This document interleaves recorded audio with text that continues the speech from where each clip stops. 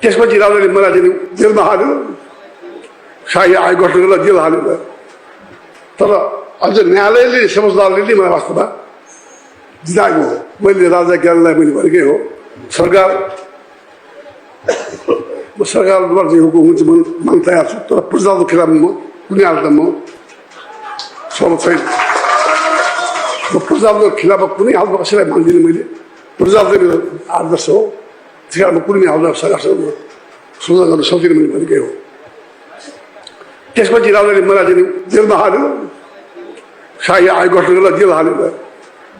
तर अझ न्यायालयले समझदारले नै मलाई वास्तवमा जिताएको हो। त्यसकारण मेरो न्यायालयप्रति अटुट विश्वास मेरो के भने विद्यार्थी बेलादेखि नै चाहे संस्था नियन्त्रण हो, चाहे जसको जेल खुल्दाखेरि पनि अदालतबाट हामीले पाएको। अहिले पनि मलाई विश्वास छ अदालतबाट हामी पाउँछौँ। अरू कुरा एउटा के स्पष्ट गर्न चाहन्छु भनेदेखि राजाको विषयमा कुरा आइदिन्छ यहाँ। मैले भनेकै हो सरकार प्रजाको खिलाफमा जान सक्दैन, राजाले मलाई थुनेको। अब अहिले पनि राजा ल्याएर बैठेर राजा आउँछ आएको हुन्छ। त्यस कारण कुरो के भनेदेखिलाई अहिले जो गणतन्त्र आएको छ नेपाली जनताको आएको गणतन्त्र हो। गणतन्त्र वास्तव भन्यो भने गणतन्त्र ल्याउनेमा राजाको ठुलो हात छ भन्दैछु। मेरो खुदै होइन, म त राजा सरकार प्रजाको खिलाफमा जान सक्दिनँ। गणतन्त्र सेवा के चाहियो, प्रजाको खिलाफ बेला राजा कस्तो राम्रो छ, संवैधानिक राजतन्त्र छ, त्यहाँ कन्स्टिट्युसनल मोनार्की छ। त्यस्तो राजा भएर बस्यो भन्दाखेरि उल्टा मलाई जेल हालिदियो। त्यस कारण चाहिँ कुरा के भनेको थियो, यो चाहिँ के भने राजा भएर राजा जस्तो हुनुपर्छ भन्ने मेरो पहिलेको धारणा थियो। त्यस कारण चाहिँ कन्स्टिट्युसनल मोनार्की राम्रो हो, तर कन्स्टिट्युसनल मोनार्कीमा राजा कन्स्टिट्युसनल मोनार्क हुनु खोज्यो त गयो। त्यस कारण चाहिँ यो कुरा चाहिँ भन्न चाहन्छु, फेरि भन्न चाहन्छु।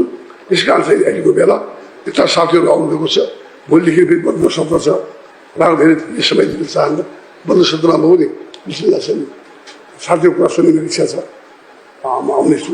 तर म चाहिँ अवश्य नै यत्रो सङ्ख्यामा साथीहरू आउनुभयो, मेरो उसमा एयरपोर्टदेखि मेरो साथीहरू आउनुभयो भन्दाखेरि नेपाली दाजुभाइ दिदीबहिनीहरू, पार्टीका साथीहरू मेराप्रति सद्भावना छ भन्ने मलाई पुरा विश्वास छ।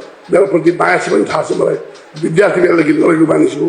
त्यस कारण चाहिँ बिबी गोयललाई, गणेश मानसिंह, कृष्ण भट्टराईले देखाएको बाटोमा हिँडेको गर्छु, हिँड्नेछु। गिरिजप्रसाद कोइराला सबैले देखाएको बाटोमा हिँडेको व्यक्ति हो।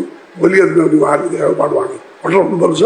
नेपालको निम्ति राष्ट्रियता लोकतन्त्र समाज दर्ज आवश्यक छ। यसका लागि सबै एक भएर हिँड्नुपर्छ भन्ने मेरो व्यक्त गर्दै बिदा हुन्छु। धन्यवाद।